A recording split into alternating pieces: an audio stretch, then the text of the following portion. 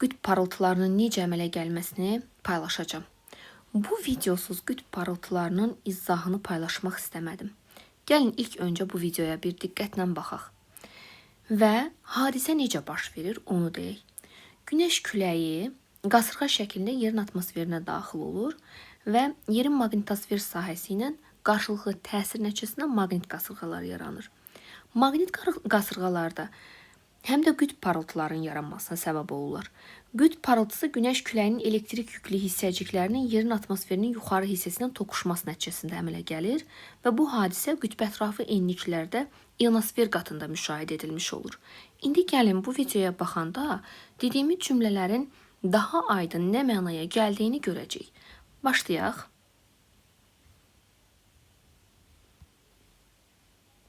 Baxın, günəşin səthindən elektrik yüklü hissəciklər ayrılır.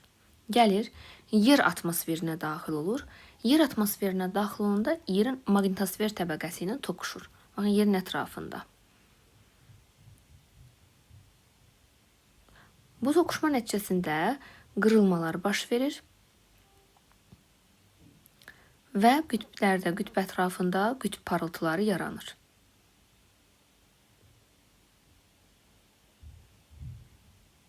Qütb parıltılarını biz ən çox Norveç, İsveç, Finlandiya, Rusiya və bir də Amerika Birləşmiş Ştatlarının Alyaska və Kanadada görə bilərik. Təkrar bir də izləyək. Deməli, günəşin səthindən elektrik yüklü hissəciklər ayrılır. Yerin atmosferinin yuxarı hissəsində gəlib toqquşurlar. Qütb ətrafı ərazilərdə qütb parıltılarının yaranmasına səbəb olmuş olacaq.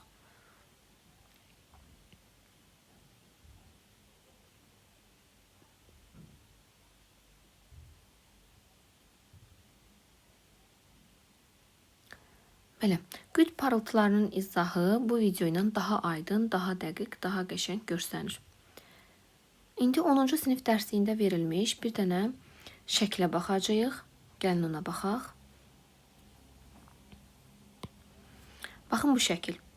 Burada görürük ki, Avrasiya materiki, burada Şimali Amerika materiki, Şimal qütb ətrafı təsvir olunmuş olacaq. Burada qütb parıltılarının paylanması rəqəm ilə il ərzində qütb parıltısının hadisəsinin sayı göstərilib. Görürsünüz, sayı. Gəlin baxaq. Birincisi, Şimal qütbündə neçə gün davam eləyir bu qütb parıltısı? 50 gün davam eləyir. 50 dəfə daha doğrusu say olaraq göstərilir. Sayı verilib. 50 dəfə görsənmiş olacaq bu qütb parıltısı.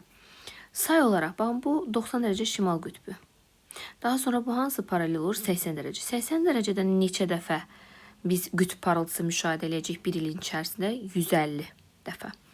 Daha sonra 70 dərəcəlik paralel gəlir. 70 dərəcəlik paraleldə 243 dəfə bir ilin içərisində biz nə edəcəyik? Qütb parıltısı müşahidə etmiş olacaq. Sonra 60 dərəcəli yenilik gəlir. 60 dərəcədə isə 150 dəfə yenidən qütb parıltısı müşahidə edilmiş olacaq. Deməli, 60 dərəcə və 80 dərəcəlik enliklərdə qütb parıltısının sayı eyni olmuş olacaqdır. Yəni, il ərzində baş vermə sayı eyni olmuş olacaqdır. Deməli, ən çox hansı paralelin üzərində biz qütb parıltısının sayını gördük? 243, 70 dərəcəlik paraleldə görmüş olduq.